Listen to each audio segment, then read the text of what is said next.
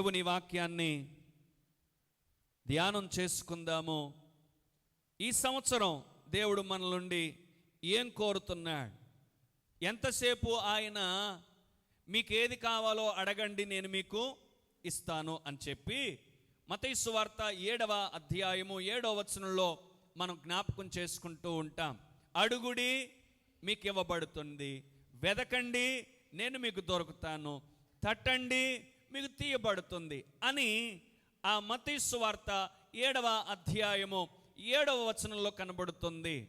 అయితే ఎంతసేపు మనం ఆయన్ని అడగడమే కానీ ఆయన మన నుండి ఏం అడుగుతున్నాడో అని ఆలోచన చేస్తే ఒక భక్తుడైనటువంటి మీకా ప్రవక్త ఒక అద్భుతమైన స్టేట్మెంటు ఇవ్వడాన్ని మనం ఇక్కడ చూస్తున్నాము.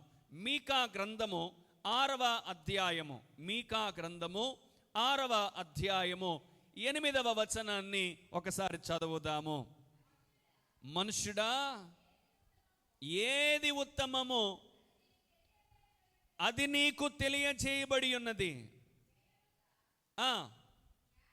న్యాయముగా నడుచుటయు,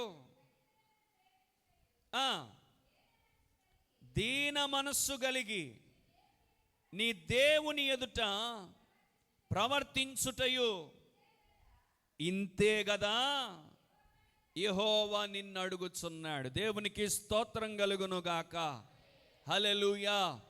ప్రియులారా, ఇక్కడ రాయబడినటువంటి శ్రేష్టమైన మాటను గనక మనం జ్ఞాపకం చేసుకుంటే మనము ఎంతసేపు దేవుణ్ణి అడగడమే నేర్చుకున్నాం కానీ దేవుడు మన నుండి ఏం అడుగుతున్నాడో అనే సంగతిని మనం మర్చిపోతూ ఉన్నాము. అయితే దేవుని వాక్యాన్ని బట్టి మీకా ప్రవక్త ద్వారా మనకు తెలియచేస్తున్న శ్రేష్టమైన మాట ఏంది అనంటే, మనుషుడా, ఏది ఉత్తమమో అది నీకేం చేయబడింది? తెలియజేయబడి ఉంది. ఏది ఉత్తమమైనదో అది నీకు తెలియచేయబడి ఉన్నది.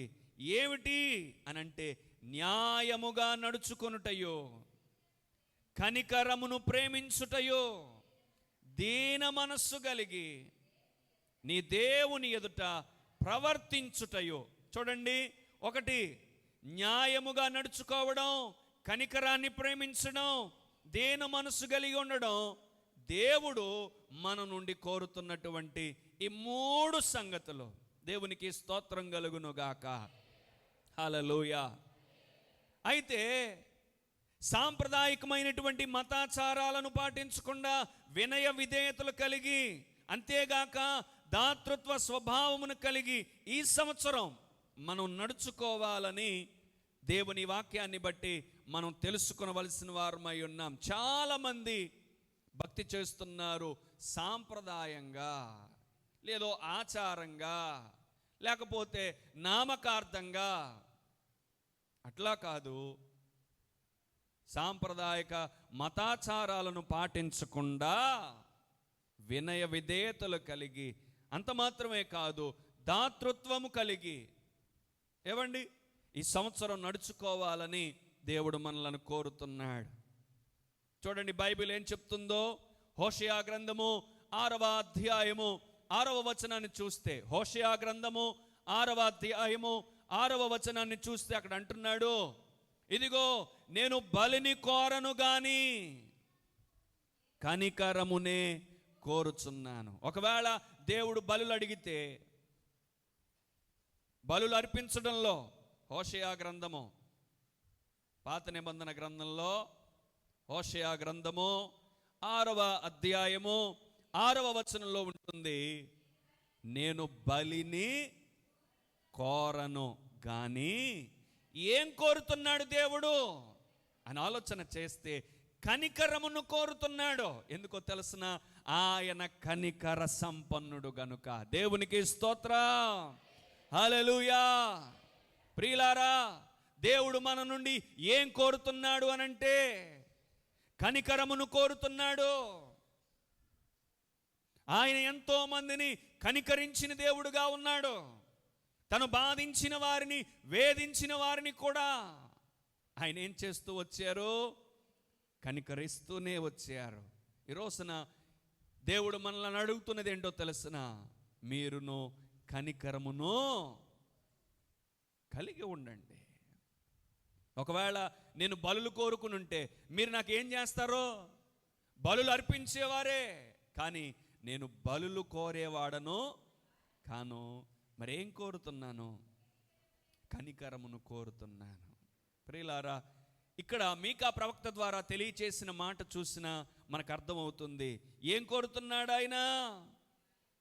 ఏమండి?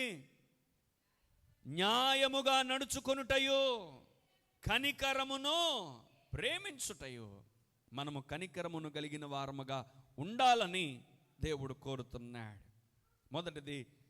మొదటిది కనికరాన్ని కలిగి ఉండాలా. రెండవదిగా చూస్తే లూకాసు వార్త 10వ అధ్యాయము, లూకాసు వార్త 10వ అధ్యాయము 39వ వచనం నుండి 42వ వచనం వరకున్న లేఖన భాగాన్ని గనుక మనం చూస్తే చూడండి. యేసుక్రీస్తు ప్రభుల వారు, మీకు చాలా పర్యాయాలు చెప్పాను, బేతనీ అనేటువంటి గ్రామానికి ఆయన తరచూ వెళుతూ ఉండేవారు. ఆ బేతనీ అనేటువంటి గ్రామంలో ఒక కుటుంబం ఉంది. మరియా, మార్తలు, లాజరు అనబడినటువంటి ముగ్గురు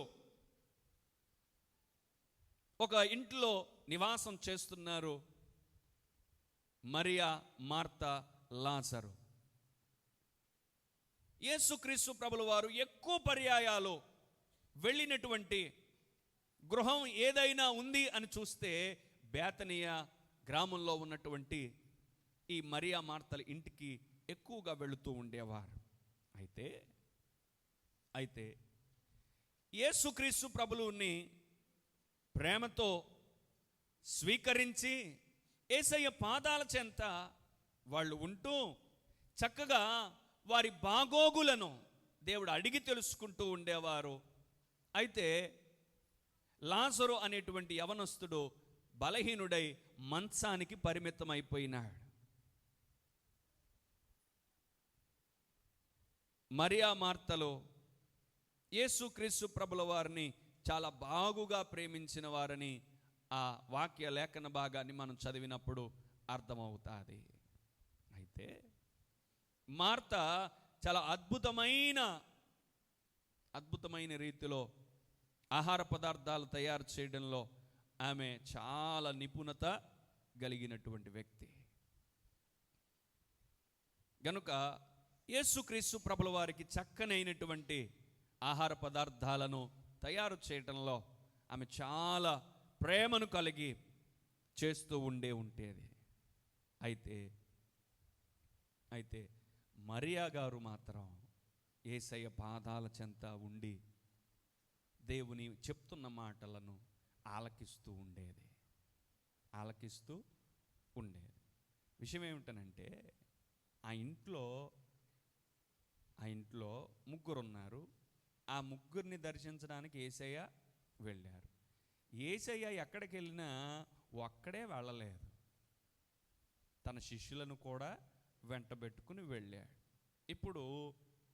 ఇప్పుడు యేసయ్య గారికి ఒక్కరికే ఆతిథ్యం ఇచ్చి మిగతా వాళ్ళకి ఇవ్వలేకపోతే బాగుంటుందా? బాగుండదా? ఉండదు. గనుక ఈ 12 మందికి కూడా మార్తమ్మ ఏం చేసిందో తెలుసా? చక్కని ఆతిథ్యాన్ని ఏర్పాటు చేసింది. దేవునికి స్తోత్రం కలుగునుగా. అయితే యేసయ్య కూర్చునుండి మనకలాగా లేనిపోని మాటలు ఏవి మాట్లాడకుండా దేవుని వాక్యాన్ని బోధిస్తూ ఉన్నాడు. దేవునికి స్తోత్రం కలుగునుగాక.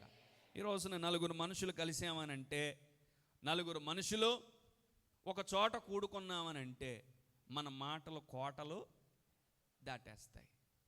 అనవసరమైన మాటలన్నీ మాట్లాడుకుంటాం. అవసరమైనటువంటివి కంటే అనవసరమైన విషయాలే ఎక్కువగా మాట్లాడుకుంటూ ఉంటారు. ఇంట్లో మొదలెట్టి ఈదులోకి వచ్చి, ఈదులోంచి ఊర్లోకి వెళ్ళి, ఊర్లోంచి పక్కూరికి వెళ్ళి, పక్కూరులో నుండి పక్క జిల్లాకి వెళ్ళి, పక్క జిల్లా నుండి పక్క రాష్ట్రానికి వెళ్ళి, పక్క రాష్ట్రం నుంచి వేరే దేశానికి వెళ్ళి, వేరే దేశం నుండి, వేరే ఖండానికి, వేరే ప్రపంచానికి కూడా వెళ్ళిపోతూ ఉంటారు. కానీ యేసయ్య ఆ ఇంట్లో చేరి ఏం చేస్తున్నాడు తెలిసిన? దేవుని మాటలు బోధిస్తున్నాడు. అప్పుడు ఆ మాటలు చాలా శ్రద్ధగా వింటుందట మరియమ్మ గారు. అప్పుడు ఈ మాట ఎంత చక్కగా రాయబడిందో లూకాసు వార్త 10వ అధ్యాయము 39వ వచనం ఇప్పుడు చదివితే అర్థమవుతుంది. ఈమె యేసయ్య పాదాల చెంత కూర్చుండి ఆయన బోధ వినుచూ ఉండెను. మార్తా విస్తారమైన, ఒకరికైతే విస్తారమైన మాట అనాల్సిన అవసరం లేదు. ఒకరి కోసం అయితే, కేవలం యేసయ్య కోసం అయితే గనక, లేకపోతే తన తమ్ముడికి తన చెల్లికి అయితే గనుక విస్తారమైన పని అని అనాల్సిన అవసరం లేదు. యేసయ్యతో పాటు ఉన్న శిష్యులకు కూడా ఏం చేయాల్సి వస్తుంది? ఆతిథ్యాన్ని సిద్ధపాటు చేయాల్సి వస్తుంది. గనుక ఆమె అంటున్న మాట చూడండి, విస్తారమైన పని పెట్టుకొని తొందరపడి ఆయన యొద్దకు వచ్చి, ప్రభువా, నేను ఒంటరిగా పనిచేయుటకు నా సహోదరి నన్ను విడిచిపెట్టినందున నీకు చింతలేదా? నాకు సహాయము చేయమని ఆమెతో మీరొక మాట చెప్పమనెను. అందుకు ప్రభువు, మార్తా మార్తా, నీవు అనేకమైన, చూడండి, నీవు అనేకమైన పనులను గూర్చి విచారం కలిగి తొందరపడుతున్నావు. దేవునికి స్తోత్రం కలుగును గాక. చాలామంది రకరకాలైనటువంటి వాటి విషయాల్లో తొందరపడుతూ ఉంటారు. చాలా విషయాల్లో ఏమండి తొందరపడుతూ ఉంటే విస్తారమైనటువంటి పనుల భారం కలిగి ఉంటే యేసయ్య అంటున్నాడు, నీవు తొందరపడుతున్నావని, అవసరమైనది ఒక్కటే. మరియా ఉత్తమమైన దానిని ఏర్పరచుకొనుట. దేవునికి స్తోత్రం కలుగునుగాక. హల్లెలూయా. చేతులెత్తి స్తోత్రం చెప్పడం కూడా ఉత్తమమైన పనిలో భాగమే. మరియా ఏం ఏర్పాటు చేసుకుందట? ఉత్తమమైన దానిని ఏర్పరచుకుంది. మనము ఈ రోజుల దేవుని వాక్యాన్ని, దేవుని సమయాన్ని ఉత్తమమైనది అని ఎరిగి కూడా దాన్ని చేయకపోతా ఉంటే ఆయన ఈ మాట అంటున్నాడు. మార్తను ఉద్దేశించి మాట్లాడుతున్నాడు. ఆ అమ్మ ఉత్తమమైన దానిని ఏర్పరచుకుంది. ఈ రోజున ఏది ఉత్తమమో అది మనకేం చేయబడుతుంది? తెలియజేయబడుతుంది. తెలిసి కూడా చేయకపోవడం అనేటువంటిది బాధాకరమైన విషయమే. యేసయ్య అంటున్నాడు, ఆమె ఉత్తమమైన దానిని ఏర్పరచుకుంది. ఈ రోజున మనము వేటిని ఎంచుకుంటున్నాము, వేటిని ఏర్పాటు చేసుకుంటున్నాము? లోకంలో ఉన్నటువంటి వాటి కోసం జీవము కలిగినటువంటి దేవునిని పక్కన పెడుతున్నాము. లోకంలో ఉన్నటువంటి వాటి కోసం దేవుని మందిరాన్ని దూరం పెడుతున్నాము. ప్రియులారా, వాస్తవానికి మార్తమ్మ ఎవరి కోసం అంత ప్రయాసపడుతుంది? యేసయ్య గారి కోసం, ఆయనతో ఉన్నటువంటి శిష్యుల కోసం ఆ అమ్మ అంత ప్రయాసపడుతుంది. అవునా కాదా? అంత పనిలో ఉండి అంత బాధతో ఉంది. కొంతమంది పని చేస్తారు, కొంతమంది ఏం చేస్తూ ఉంటారు? పని చేస్తూ ఉంటారు. పని చేస్తారు కానీ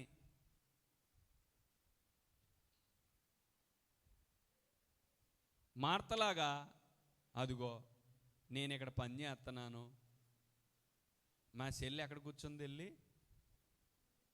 యేసయ్య దగ్గర కూర్చుంది, దానికి ఏమి లేదేక, నేను ఎంత ప్రయాసపడుతుంటే ఎంత కష్టపడుతుంటే దానికి కనీసం పోనీ నేను 2 చేతి అది ఒకటన్నా చెయ్యాలి కదా, నేను ఎంత చెమటలో ఎంత బాధలో ఎంత ఇబ్బందిలో వంటగదిలో ఏడుతుంటే అది మాత్రం ఏం చేస్తుంది అని ఆ అమ్మ ఆటోమేటిక్గా చూడండి ఒక్కొక్కరికి కోపం వచ్చేస్తూ ఉంటుంది. కోపం వచ్చేస్తే ఆ అమ్మ అసలు చెల్లి కాబట్టి మరియా ఇలా రా నువ్వు మెల్లమే తంతాను నేను ఇక్కడిగో వంట పని చేస్తున్నాను, ఈ వంట పని అయిపోయాక అప్పుడు యేసయ్య దగ్గర కూర్చో, యేసయ్యతో మాట్లాడు, యేసయ్య మాటలు విను అని అనొచ్చు. కానీ ఆ అమ్మ అంటుందండి, యేసయ్య నేను ఇంత ఇంట్లో కష్టపడుతున్నాను, నా చెల్లి ఇక్కడ కూర్చుంది, నువ్వు ఒక మాట చెప్పు, ఏమని, అమ్మా నువ్వు కూడా వెళ్ళి మీ అక్కకి సహాయపడు అని ఎవరు చెప్పాలి? కొంతమంది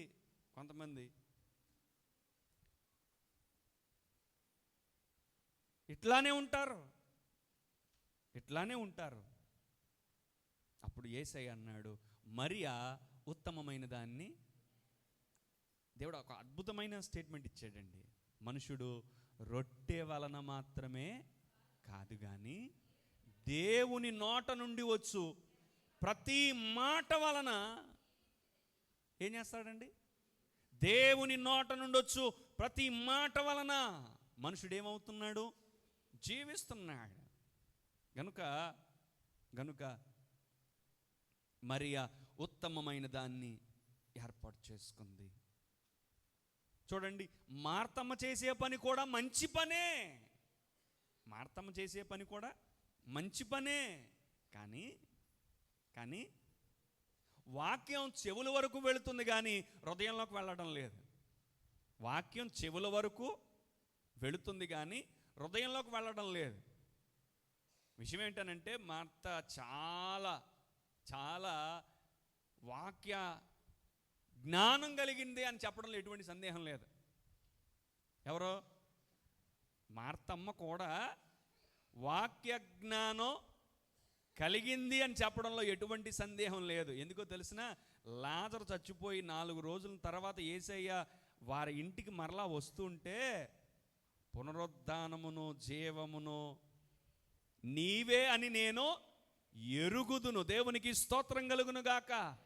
వాక్య అనుభవాలు కలిగినటువంటిది మార్తమ్మ. ఒక్కొక్కసారి వాక్య అనుభవాలు కలిగినటువంటి వాళ్ళం కూడా ఉత్తమమైన దాన్ని విడిచిపెట్టి మాట్లాడుతూ ఉంటాం. కానీ దేవుడు కోరుతున్నాడు, మనుషుడా ఏది ఉత్తమమో అది నీకు తెలియచేయబడింది. గనుక ఉత్తమమైన దాన్ని మనం ఏం చేయాలి? ఏర్పరచుకోవాలి. ఈ సంవత్సరం దేవుడు మనకి ఎందుకు ఇచ్చాడు అని అంటే ఉత్తమమైన దానిని మనం ఎన్నుకున్నాలని.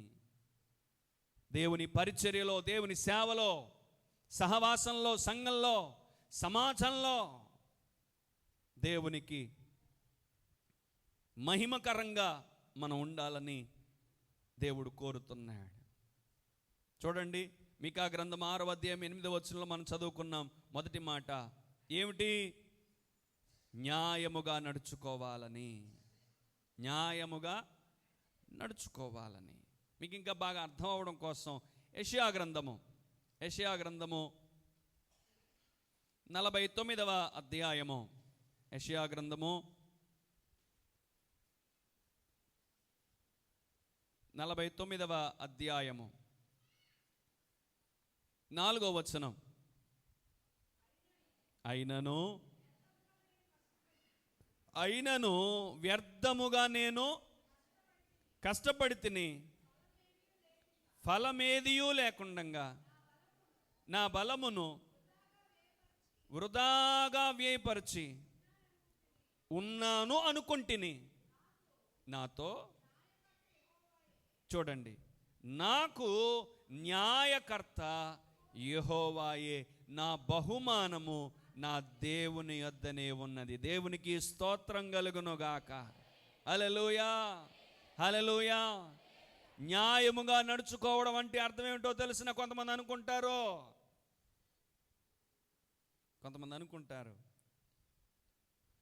ఇంత భక్తి చేస్తున్నాను, ఇంత ఇదిగా దేవుల్లో నేను ఉంటున్నాను, ఏంది నాకు ఒరిగింది అనుకుంటారు. ఏంది నాకు ఒరిగింది అనుకుంటూ ఉంటారు. ఇక్కడ యెషయా భక్తుడి ద్వారా మనతో మాట్లాడుతున్నాడు. ఏంటో తెలుసునా? అయినను వ్యర్థముగా నేనేం చేశాను అనుకుంటున్నాడు, కష్టపడి తిని ఫలమేమీ లేకుండగా నా బలము నేను చేశాను వృధాగా వేయపరిచిన అనుకుంటేనే. కానీ నాకు న్యాయకర్త యెహోవాయే. మన ఫలము ఎవరి దగ్గర ఉంది? ఎవరి దగ్గర ఉంది? దేవుని దగ్గర ఉంది. మనం చదువుకున్నాం చాలా పర్యాయాలు. ప్రకటన గ్రంథం 22వ అధ్యాయంలో ప్రకటన గ్రంథం 22వ అధ్యాయము 7వ వచనం అనుకుంటాను. ఇదిగో నేను త్వరగా వచ్చుచున్నాను.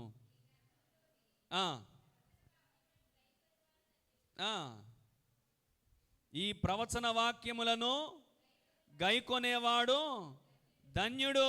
12వ వచనంకి వచ్చేసే తల్లిక, ఇదిగో నేను త్వరగా వచ్చుచున్నాను, వాని క్రియల చొప్పున ప్రతి వానికి ఇచ్చుటకు నేను సిద్ధపరిచినటువంటి జీతము ఎవరి దగ్గర ఉంది? ఎవరి దగ్గర ఉందండి? మనం ప్రయాసపడుతున్నాము, కష్టపడిపోతున్నాము అని అనుకుంటాం. దేవుని పనిలో ఎంత కష్టపడితే అంత ఆశీర్వాదమే. ఎంత కష్టపడితే అంత ఆశీర్వాదమే. అపోస్తలుడైన పౌలు ఒక అద్భుతమైన మాట మాట్లాడారండి. ఒక అద్భుతమైన మాట మాట్లాడారు. నాకు చాలా ఇష్టం అనిపించే మాట అది. కొరింథీయులకు రాసినటువంటి రెండవ పత్రిక 2వ అధ్యాయము 15వ వచనంలో చూస్తే, రక్షింపబడు వారి పట్లను నశించుచున్న వారి పట్లను మేము దేవునికి క్రీస్తు సువాసన అయి ఉన్నాం. దేవునికి స్తోత్రం కలుగునుగాక. ఎంత ప్రయాసపడ్డాడో, ఎంత కష్టపడ్డాడో పౌలు గారు. అలాంటి పౌలు గారు మనకు చెప్తున్న మాట ఏంటో తెలుసిన? రక్షింపబడు వారి పట్లను నశించుచున్న వారి పట్లను మేము దేవునికి క్రీస్తు సువాసనయై ఉన్నాం. ఓరకనే అనుకోవడం కాదు. మనం దేవుని పనిలో ఎంత ప్రయాసపడతామో, మీ ప్రయాస ప్రభునందు ఏం కాదు, వ్యర్థం కాదు ప్రియులారా. అందుకని దేవుడి నుండి ఏం కోరుతున్నాడు అని అంటే, యెషయా గ్రంథంలో చెప్పినట్లుగా, ఇదిగో నాకు న్యాయకర్త యెహోవాయే, నా బహుమానము నా దేవుని యొద్దనే ఉన్నది. యెహోవా దృష్టికి నేను గనుడనైతిని, నా దేవుడు నాకు బలమాయను. దేవునికి స్తోత్రం కలుగునుగాక. హల్లెలూయా, హల్లెలూయా. అందుకే మనుషుడా ఏది ఉత్తమము? న్యాయంగా నడుచుకోవడం. దేవుని పని కోసం, ఏమండి, దేవుని కోసం మనం ప్రయాసపడవలసిన వాళ్ళమై ఉన్నాడు. ఎందుకంటే దేవుడు న్యాయవంతుడు గనుక. ఆయన పిల్లలమైన మనము కూడా ఈ లోకంలో న్యాయముగా ప్రవర్తించాలి, జీవించాలి. మీకు బాగా అర్థం అవడం కోసం చెప్పే ప్రయత్నం చేస్తాను. చూడండి, కీర్తనల గ్రంథం 50వ కీర్తన, దావీదు గారు అద్భుతమైన మాట సెలవించారు. 50వ కీర్తన 6వ చరణంలో దేవుడు తానే న్యాయకర్త అయి ఉన్నాడు. ఆకాశము ఆయన నీతిని తెలియజేయుచున్నది. మనం ఆరాధిస్తున్న దేవుడు ఎలాంటి వారండి? ఆయన న్యాయవంతుడై ఉన్నాడు. ఆయన న్యాయవంతుడు గనుక ఆయన పిల్లలమైన మనము కూడా న్యాయవంతుల వలె ఉండాలని కోరుతున్నాడు. ఆకాశము ఆయన నీతిని తెలియజేయుచున్నది. దేవుడు తానే న్యాయకర్త అయి ఉన్నాడు. న్యాయానికి కర్త, న్యాయమును కలిగిన వాడాయన. ఆయన అన్యాయస్తుడు కాదు. దేవుని పని కోసం మనం ప్రయాసపడుతున్నప్పుడు ఆయనే మనకు సహాయమును కేడెమునై ఉన్నాడు. ప్రియులారా, అందుకే దేవుడు మనల్ని కోరుతున్నది ఏంటో తెలిసిన? న్యాయముగా ప్రవర్తించుటయు, న్యాయంగా ప్రవర్తించుటయు. ఇంకొక మాట చూడండి, ఆయన ఇంకా ఎలా ఉన్నాడు అని అంటే, చాలామంది మనుషులను బట్టి, వారి స్థితిగతులను బట్టి న్యాయం అన్యాయంగా మారిపోతూ ఉంటుంది. న్యాయం అన్యాయంగా మారిపోతూ ఉంటుంది. అవతల వ్యక్తి పరపతి కలిగిన వాడు అనుకోండి, అవతల వ్యక్తి ధనవంతుడు అనుకోండి, అవతల వ్యక్తి మాటకారు అనుకోండి, న్యాయం ఏమైపోతుంది? అన్యాయం అయిపోతుంది. కానీ మనం ఆరాధిస్తున్న దేవుడు ఎలాంటి దేవుడు అని రాయబడింది? ఆయనే న్యాయకర్త అయి ఉన్నాడు. ఆయన ఎంత గొప్ప విషయం అని అంటే, చూడండి కీర్తన గ్రంథంలోనే 68వ కీర్తన 68వ కీర్తన 5వ చరణం ఒకసారి చదువునా? తన పరిశుద్ధాలయమందుండు దేవుడు తండ్రి లేని వారికి తండ్రియు, విధవరాండ్లకు న్యాయకర్త అయి ఉన్నాడు. దేవునికి స్తోత్రం కలుగునుగాక. హల్లెలూయా. తన పరిశుద్ధాలయమందుండు దేవుడు తండ్రి లేని వారికి ఆయన ఎలా ఉన్నాడటండి? తండ్రిగా ఉన్నాడు. విధవరాండ్ల పక్షాన ఆయన ఏం కలిగి ఉన్నాడో తెలిసిన? న్యాయకర్త అయి ఉన్నాడు. ప్రియులారా, ఈ రోజున ఆయన న్యాయకర్తగా ఉన్నాడు గనుక మనల్ని ఏం కోరుతున్నాడు దేవుడు అనంటే, న్యాయముగా ప్రవర్తించుటయు. ప్రతి ఒక్కరూ క్రీస్తు న్యాయపీఠం ఎదుట నిలబడక ఏ ఒక్కరూ తప్పించుకోలేము. అక్కడ మన క్రియలను బట్టి మనం ప్రతిఫలాన్ని పొందుకుంటాము. మనం న్యాయంగా దేవుని సహవాసంలో ముందుకు కొనసాగగలిగితే ఆయన న్యాయపీఠం ఎదుట మనం తీర్పు పొందవలసినటువంటి అవసరము ఉంది. ఒకవేళ మనం చేసినటువంటి ప్రతి దానికి ఏమండి దేవుని దగ్గర ప్రతిఫలాన్ని పొందవలసినటువంటి వారమై ఉన్నాము. రోమాపత్రికలో ఉంటుంది ఒక మాట. రోమాపత్రిక 14వ అధ్యాయము, రోమాపత్రిక 14వ అధ్యాయము 10వ వచనం. అయితే నీవు నీ సహోదరికి తీర్పు తీర్చనేలా, నీ సహోదరుణ్ణి నిరాకరింపనేలా మనమందరమును దేవుని న్యాయపీఠము ఎదుట నిలుతుము. దేవునికి స్తోత్రం కలుగునుగా. కొంతమంది ఈజీ జడ్జిమెంట్లు ఇచ్చేస్తారు. ఈజీ జడ్జిమెంట్లు నన్ను పట్టుకోండి. ఈజీ జడ్జిమెంట్లు ఇచ్చేస్తారు. ఒకడిని మంచోడని వాళ్ళే అంటారు, చెడ్డోడని వాళ్ళే అంటారు. అంటే వాళ్ళకి నచ్చితే మంచోడు, వాళ్ళకి నచ్చకపోతే చెడ్డోడు. అందుకే పౌలు గారి ద్వారా అంటున్నాడు,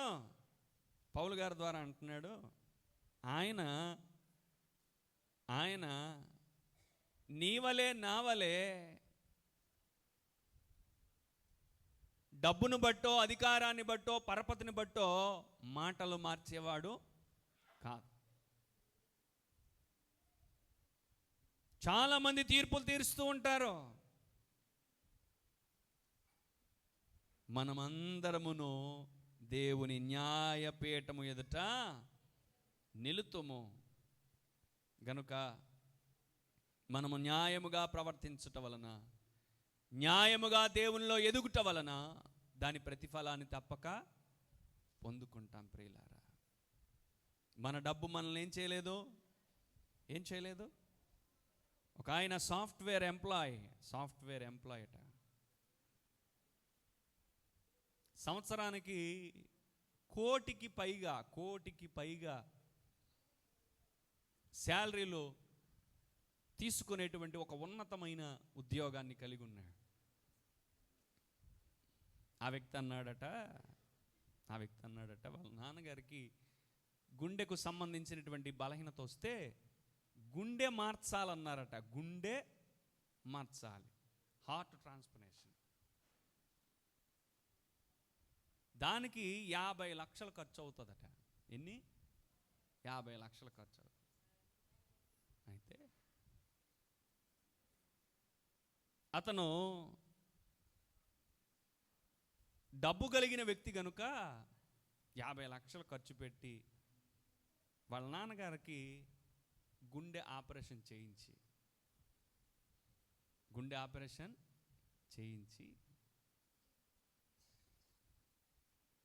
50 లక్షలు పెట్టి మా నాన్నగారికి ఏం చేయించాను? నేను ఆపరేషన్ చేయించాను. 50 లక్షలు పెట్టి మా నాన్నగారికి ఏం చేయించాను? ఆపరేషన్ చేయించాను అని చెప్పుకుంటున్నాడట. వారం తిరిగి రాలే, బాత్రూమ్కి వెళ్ళి కాలు జారి పడిపోయి ప్రాణాలు విడిచిపెట్టారు.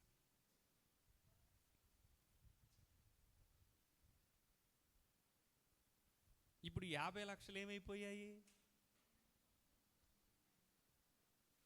డబ్బు మనల్ని రక్షించిందా?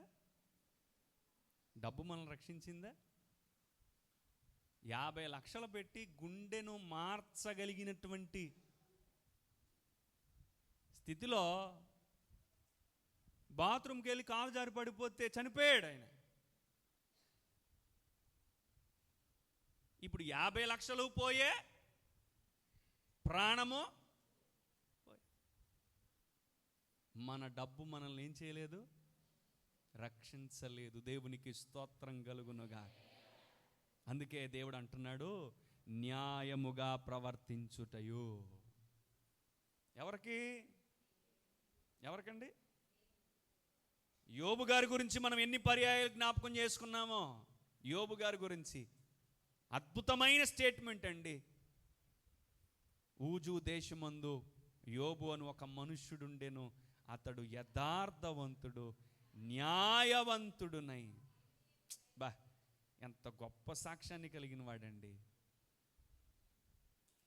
దేవుని చేత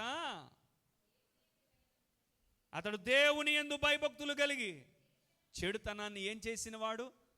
విసర్జించినవాడు.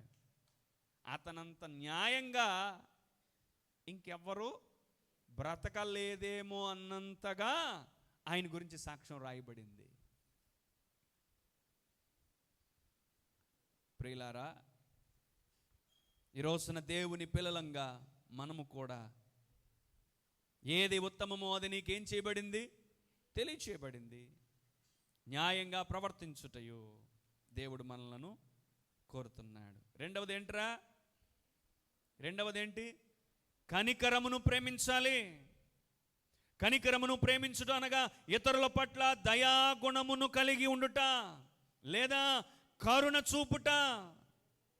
యేసయ్య ఎవరైనా సరే ఆయన దగ్గరకు వస్తే ఆయన కరుణించినటువంటి దాఖలాలు కనబడితేనే ఉన్నాయి. లూకాసు వార్త 6వ అధ్యాయము 35వ వచనంలో చూస్తే, మీరైతే ఇట్టి వారిని గూర్చి అయినను నిరాశ చేసుకొనక మీ శత్రువులను ప్రేమించుడి, మేలు చేయుడి, అప్పు ఇయ్యుడి, అప్పుడు మీ ఫలము గొప్పదయుండును, మీరు సర్వోన్నతుడైనటువంటి దేవుని కుమారులై ఉందురు. ఆయన కృతజ్ఞత లేని వారి ఎడలను దుష్టుల ఎడను కూడా ఆయన ఏమై ఉన్నాడండి? మనకి ఎవరైతే మేలు చేస్తారో, ఎవరైతే మంచి చేస్తారో వాళ్ళకే మనం కూడా ఏం చేస్తాం? మంచి చేస్తాం. కానీ యేసయ్య ఎవరికి మేలు చేసేటటండి? దుష్టులకును కూడా, దుష్టుల ఎడలను కూడా ఆయన ఉపకారి అయి ఉన్నాడు. దేవునికి స్తోత్రం కలుగును గాక. హల్లెలూయా, హల్లెలూయా. ప్రియులారా, ఈ వాక్యాన్ని బట్టి మనం నేర్చుకోవలసిన సంగతి ఏంటో తెలిసిన?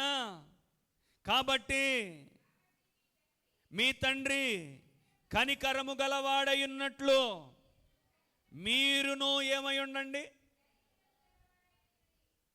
ఎవరి ఎడల మనం కనికరం చూపాలి? ఎవరి ఎడల కనికరం చూపాలి?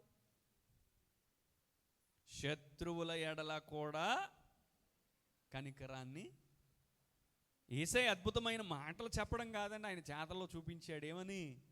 తండ్రి, వీరేం చేయుచున్నారో వీరు ఎరుగరు గనుక. వీరిని ఏం చేయమని చెప్పాడు? ఏమని చెప్పాడు? క్షమించమని చెప్పాడు. ఆయన కనికరించాడు, ఆయన కనికరించాడు. ప్రియులారా, మనమును కూడా ఏం కలిగి ఉండాలని చెప్తున్నాడు అంటే కనికరమును ప్రేమించాలి. కనికరమును ప్రేమించడం అనగా శత్రువులను ప్రేమించుట లేదా ఇతర వ్యక్తులను ప్రేమించడం. మత్తయి సువార్త చూడండి, మత్తయి సువార్త 12వ అధ్యాయము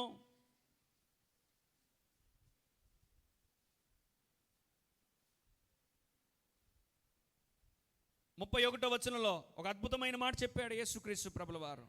కాబట్టి నేను మీతో చెప్పినదేమనగా, మనుషులు చేయు ప్రతి పాపమును దోషణయు వారికి క్షమింపబడును గాని ఆత్మ విషయమైన దోషణకు పాప క్షమాపణ లేదు. దేవునికి స్తోత్రం కలుగునుగా. హల్లెలూయా, హల్లెలూయా.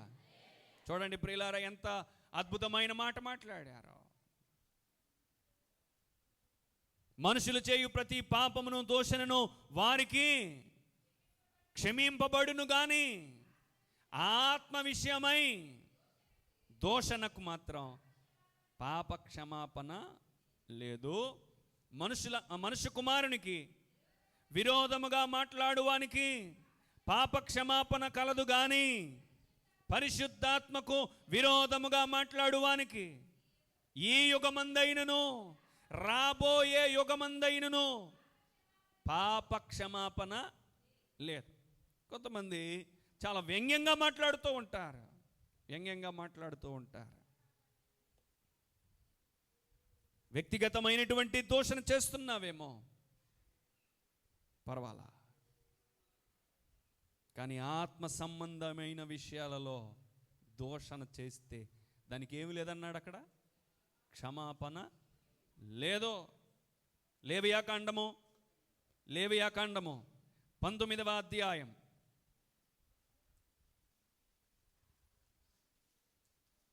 18వ వచనం చదువునాను ఒకసారి. కీడుకు ప్రతి కీడు చేయకూడదు, నీ ప్రజల మీద కోపముంచుకొనక నిన్ను వలె నీ పొరుగు వారిని ప్రేమింపవలెను. నేను యెహోవాను. దేవునికి స్తోత్రం కలుగును గాక. కీడుకు ప్రతి కీడు ఏం చేయకూడదు? చేయకూడదు. నీ ప్రజల మీద కోపముంచుకొనక. కోపమే పాపము, కోపమే పాపము. కోపపడచ్చు కానీ పాపం చేయకూడదు. కోపపడుడి తప్పేం కాదు. ఆ కోపం కూడా ఎలా ఉండాలి? ఎలా ఉండాలి? కోపం కూడా ఎలా ఉండాలి? వెనకటికి వెనకటికి. ఒక ఆయనకి కార్ అంటే చాలా ఇష్టం. కార్ అంటే చాలా ఇష్టం. ఎన్నో లక్షలు పెట్టి కారు కొనుక్కున్నాడు. ఆ కారును కడుక్కుంటున్నాడు. ఈ లోపల చిన్న కుర్రోడు, వాళ్ళ అబ్బాయి, ఒక్కగానొక్క కొడుకు వచ్చాడు. వాళ్ళ నాన్న కడుగుతుంటే వాడికి తెలియదు. పక్కన ఏదో రాయి దొరికితే ఆ రాయితో ఆ కారు మీద ఏం చేస్తున్నాడు, ఏవో రాతలు రాస్తున్నాడు. అది చూసిన వెంటనే నాన్న కోపం వచ్చేసి ఒక్క దెబ్బ కొట్టాడు. ఆ దెబ్బతో ఆ కుర్రోడు అక్కడికక్కడే కుప్ప కూలి చచ్చిపోయాడు. ఎంతసేపటికి లేవకపోవడంతో మరలా వాళ్ళ నాన్న వెళ్ళి లేపి చూస్తుంటే జీవం లేదు. ఇప్పుడు హాస్పిటల్కి గబగబగా తీసుకెళ్ళి టెస్టులు చేయిస్తే నీ కొడుకు చచ్చిపోయాడు.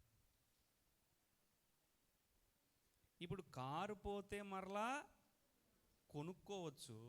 ఇప్పుడు కొడుకు పోయాడు, మరలా సంపాదించుకోగలడా? ఆ కారు మీద ఏమని రాశాడు తెలుసా? కొడుకు ఐ లవ్ యూ డాడీ అని రాశాడట. నాన్న నువ్వంటే నాకు చాలా ఇష్టం నాన్న అని రాశాడట. క్షణికావేశాల్లో కోపానికి గురైపోయి ఏం చేశాడు? తండ్రి కారు మీద గీతలు ఎట్టాడని, కారు మీద రాశాడని ఒక్క దెబ్బ కొట్టేసరికి ఆ దెబ్బ తట్టుకోలేక ఆ కొడుకు ఏమైపోయాడు? చచ్చిపోయాడు. ఇప్పుడు ఎంత ఏడిస్తే వస్తాడు ఆ కొడుకు? ఎంత ఏడిస్తే వస్తాడు? అందుకే వాక్యం ఉంటుంది, కోపపడుడి కానీ పాపం చేయకండి. కోపపడు, పర్లే. నీ కోపం వచ్చిందా? పర్లే. కోపం వచ్చిందా? పర్లే. కోపం వచ్చినట్టు చేయాల్సిన గొప్ప పని ఏంటి తెలుసండి? నోరు మూసేసుకుని కాళ్ళకి చెప్పులు వేసేసుకుని నిద్రగా నేరు చెట్టు కాడుకో,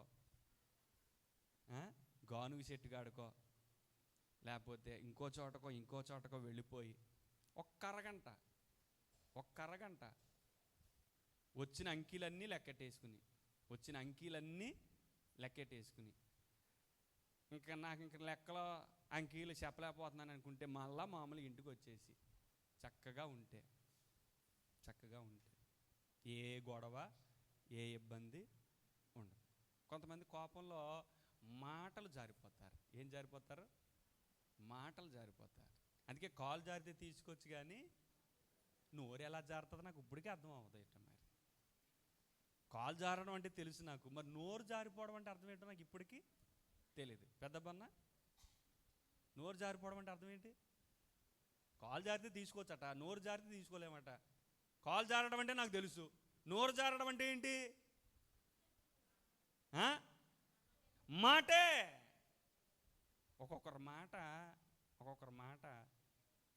ఒకప్పుడు ఒక వ్యక్తిని ఒక మనిషిని చంపాలంటే ఆయుధాలు ఉండాలి, కత్తులు, కడారులు, అయ్యో బోల్డ్ బళ్ళు ఉండాలి. ఆ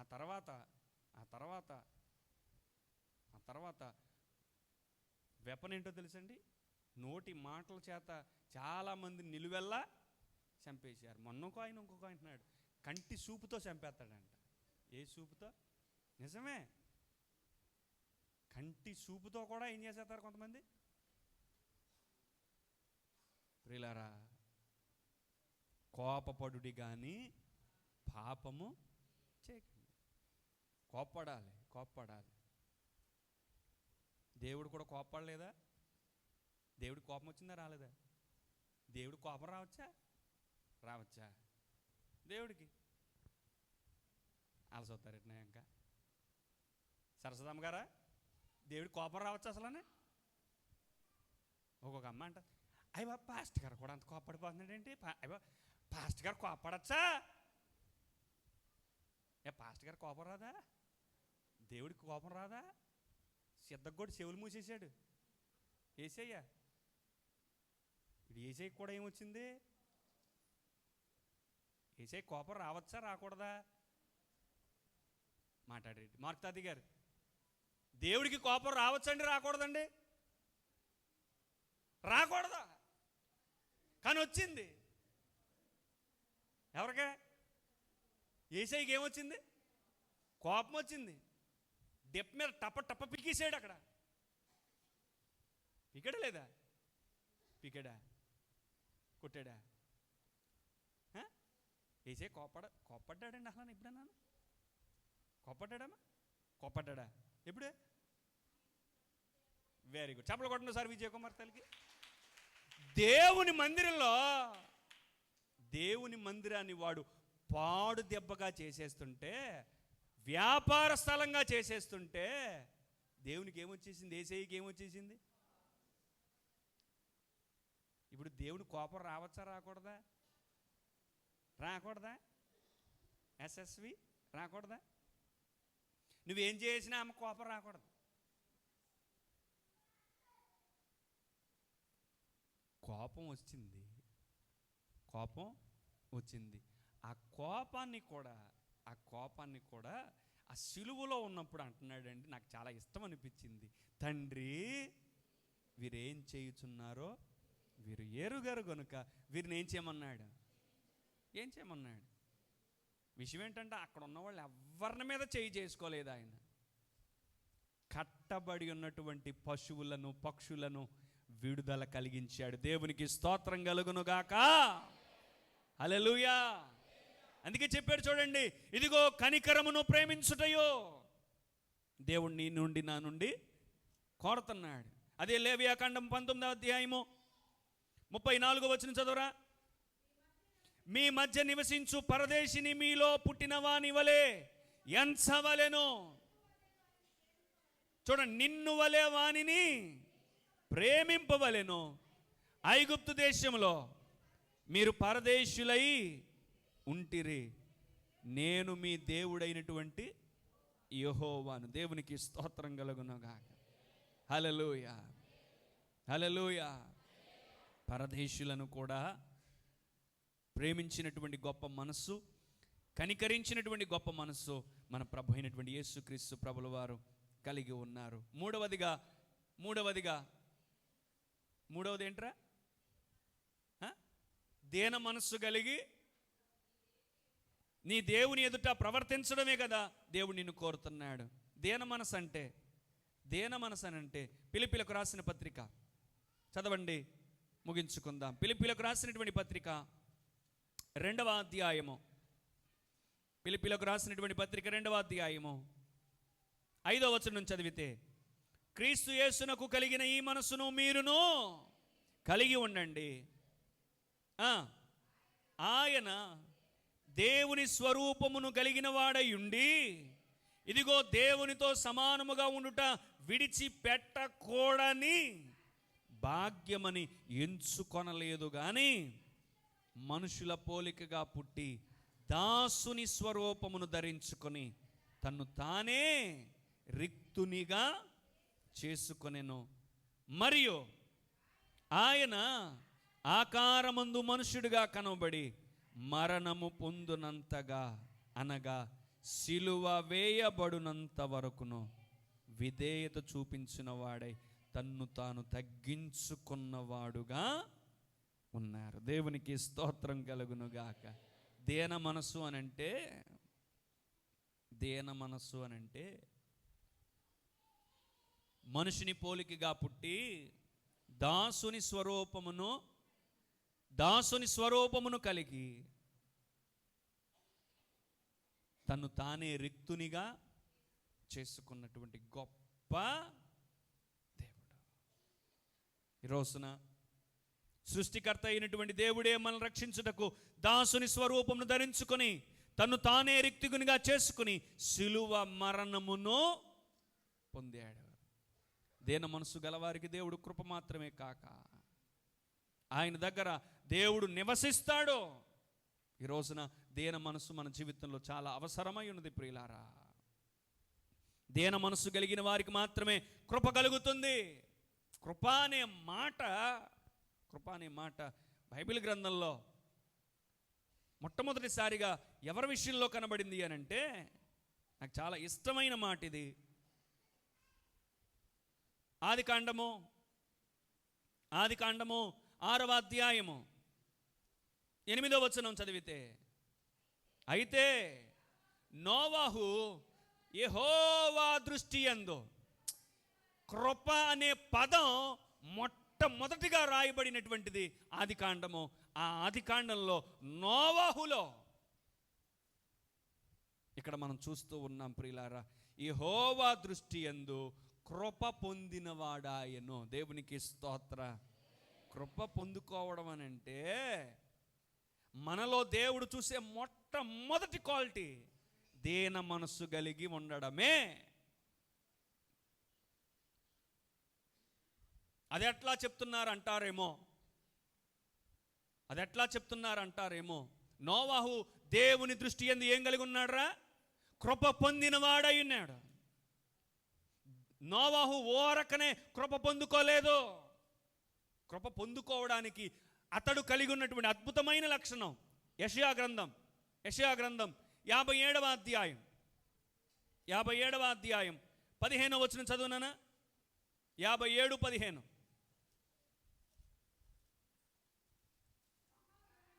మహాగణుడును మహోన్నతుడును పరిశుద్ధుడునైనా నిత్య నివాసి అయినటువంటి వాడు ఇలాగు సెలవిచ్చుచున్నాడు, నేను మహోన్నతమైన పరిశుద్ధమైన స్థలములలో నివసించువాడను, అయినను, ఈ మాట పట్టుకోండి, అయినను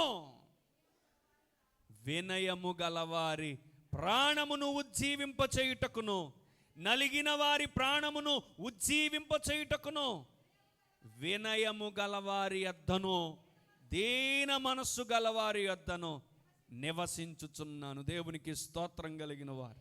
హల్లెలూయా. నోవాహు గారు దేవుని దృష్టికి కృప పొందినవాడుగా ఎలాగయ్యాడు అని ఆలోచన చేస్తే దేవుడు ఈ మాట సెలవిస్తున్నాడు. ఏమని? వినయము గలవారి యొద్దను దీన మనస్సు గలవారి యొద్దను నివసించువాడను. వినయం కలిగిన వాడండి నోవాహు గారు. నోవాహు వాడ కట్టు అని చెప్తే ఎందుకు, ఎలాగా, ఏంటి అని అడగకుండా వాడను సిద్ధం చేసిన వాడు. దేవునికి స్తోత్రం కలుగును. హల్లెలూయా. మనమైతే ఎన్ని ఎదురు ప్రశ్నలు వేస్తామో, ఎన్ని మాటలు అంటామో, ఎన్ని డౌట్స్ వచ్చేస్తాయో. బైబిల్లో అలాగే ఉందా, ఇలా లేదా, అట్లాగే చేయాలా, ఇలా చేయకూడదా? కొంతమంది రకరకాలైనటువంటి వ్యంగ్యంగా మాట్లాడే వాళ్ళు ఉంటారు. నోవాహు కృప పొందిన వాడిగా ఎందుకు అయ్యాడు తెలుసా? దేవుని మాటకు మారు మాట చెప్పలే. అబ్రహాము అంత గొప్పవాడు ఎందుకు అయ్యాడు తెలుసా? ఏమయ్య అబ్రహాము, నేను చూపించే దేశానికి నువ్వు వెళ్ళు అన్నాడు అంతే. ఎక్కడికి వెళ్ళాలి, ఎప్పుడు వెళ్ళాలి, ఎలాగెళ్ళాలి, ఎందుకు వెళ్ళాలి, ఇప్పుడే వెళ్ళాలా, తర్వాత వెళ్ళకూడదా, అలా చేయకూడదా, ఇలా చేయకూడదా అని యక్ష ప్రశ్నలేమి అడగలా. నేను చూపించే దేశానికి వెళ్ళు అన్నాడు, వెళ్ళిపోయాడు. అందుకే నోవాహు దేవుని దృష్టి యందు ఏం పొందుకున్నవాడట? ఆ మాట నాకు చాలా ఇష్టం అనిపించింది. దేవుని దృష్టి యందు కృప పొందినవాడు. దేవుని కృప ఎంతమంది కావాలి? దేవుని స్తోత్రం చెప్పండి. వద్దా ఏంటి? దేవుని కృప వద్దా ఏంటి? కృప లేకుండానే ఎలాగైపోతున్నామా? స్తోత్రం చెప్పండి ఒకసారి.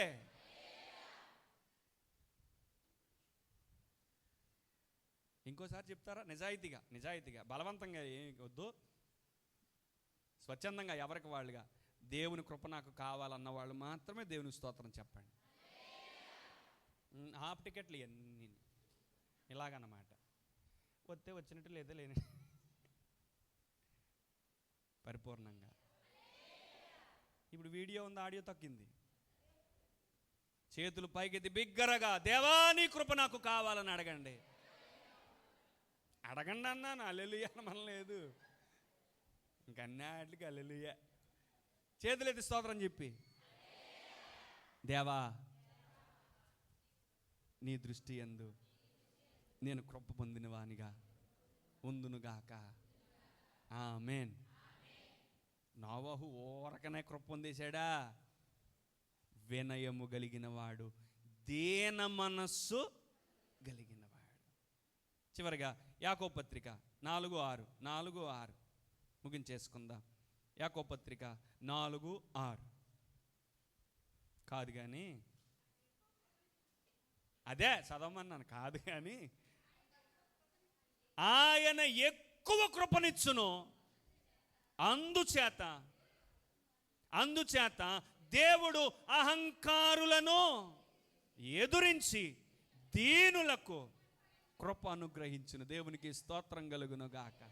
హల్లెలూయా, హల్లెలూయా. అందుకే దేవుడు అడుగుతున్నాడు, ఏమయ్యా నిన్ను బలులు అడుగుతలేదు, నిన్ను ఏమీ అడగట్లేదు, ఏది ఉత్తమమో అది నీకు తెలియచేయబడింది. ఏంటి ఆయన తెలియజేసిన సంగతి? న్యాయంగా ప్రవర్తించుటయు, కనికరమును ప్రేమించుటయో, దీన మనస్సు కలిగి దేవుని ఎదుట ప్రవర్తించుటయు. ఇదే, ఇంతే కదా. ఇంత సింపుల్ అన్నట్టుగా ఎలా మాట్లాడాడండి అక్కడ. ఇంతే కదా యెహోవా నిన్ను అడుగుతున్నాడు. ఇది ఇవ్వగలమా ఇవ్వలేమా? ఇవ్వగలమా ఇవ్వలేమా? దేవునికి ఇది ఇవ్వగలమా ఇవ్వలేమా?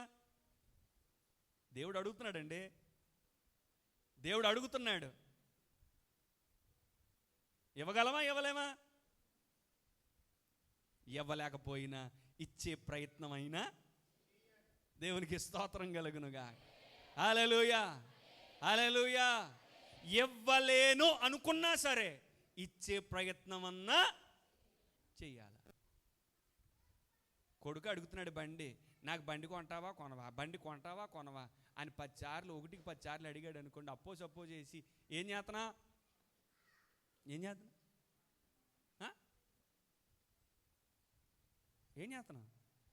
ఇస్తున్నా.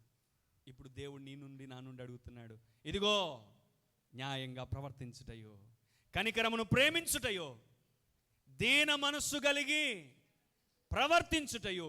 ఇంతే కదా దేవుడు నిన్ను అడుగుతున్నాడు. ఆయన అడిగింది ఇన్నాళ్ళు మనం అడిగింది ఆయన ఇచ్చాడు. ఇప్పుడు ఆయన అడిగింది మనం ఇచ్చేవారుగా ఉండగలిగితే, ఇదిగో ఆయన ఎవరికి అచ్చి ఉండేవాడు, అప్పుండేవాడు కాదు. దేవునికి స్తోత్రం కలుగునుగా. ఒకటికి ఒక గంప తెచ్చి ఇచ్చాడు కుర్రోడు. ఎన్ని గంపలు ఇచ్చాడు? మనం అనుకుంటాం నేను అప్పుడు ఉంటే బాగుండు, నేను ఇచ్చేద్దని అనుకుంటాం. అప్పుడు లేకపోయినా ఇప్పుడు ఉన్నాంగా, అప్పుడు లేకపోయినా ఇప్పుడు ఉన్నాం కదా. దేవుని నామానికి మహిమ కలుగునుగాక. హల్లెలూయా. దేవుడిచ్చిన ఈ సంవత్సరాన్ని, దేవుడు అడిగినటువంటి దాన్ని దేవునికి ఇచ్చే వారంగా ఉందాము. తల వంచుకుందాం, ప్రార్థన చేసుకుందాం. తల వంచుకుందాం, ప్రార్థన చేసుకుందాం. తల వంచండి. మోకరించగలిగిన వాళ్ళు వీలైతే మోకరించి, అయ్యా ఎన్నో పర్యాయాలు నేను అడిగిన ప్రతిదాన్ని మీరు ఇస్తూ వస్తున్నారు, దయచేస్తూ వస్తున్నారు. కానీ నీవు నన్ను అడిగినావు ఈ ఒక్క మాట మమ్మలను చాలా ప్రభావితం చేస్తుంది తండ్రి. ఒకవేళ బలులను అర్పించమని అడిగుంటే గనక నేను బలులు అర్పించేవాడినే, కానీ నువ్వు బలులు కోరేవాడవు కాదు. అయ్యా మా ప్రాణాత్మ దేహములను సజీవ యాగముగా సమర్పించుకోవడం అంటే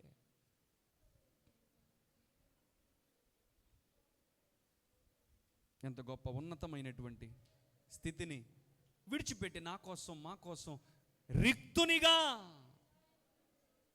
ఏమి లేనటువంటి వాడుగా నీవు ఈ లోకానికి వచ్చింది ఎందుకో తెలుసునా?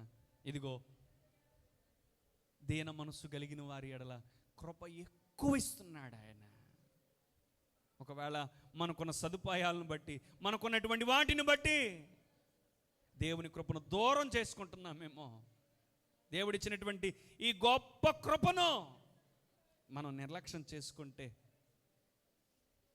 ఇలాంటి అవకాశాలు మరలా వస్తాయో రావో, దేవుని స్తుతించి ఆరాధించి మహింపరిచే అవకాశాలు వస్తాయో రావో, ఇప్పుడే సమయాన్ని సద్వినియోగపరుచుకుందాం, ప్రార్థించుకుందాం.